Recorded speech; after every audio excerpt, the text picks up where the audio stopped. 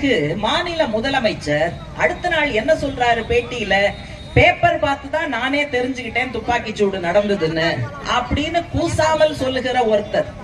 NEET தேர்வு தமிழகத்தின் மீது திணிக்கப்பட்டு தமிழக மாணவ மாணவிகளுடைய உயர்கல்வி கனவு சுக்குநூறாக போனதே, அதை ஆதரித்து நீங்கள் வாக்களிக்கவில்லையா? ஜிஎஸ்டி வந்தது.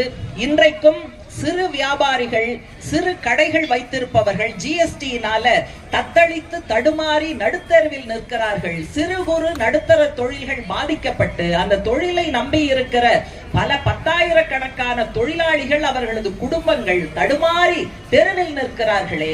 இந்த ஜிஎஸ்டி வந்தபோது ஆதரித்து வாக்களித்தது எடப்பாடியார் தானே.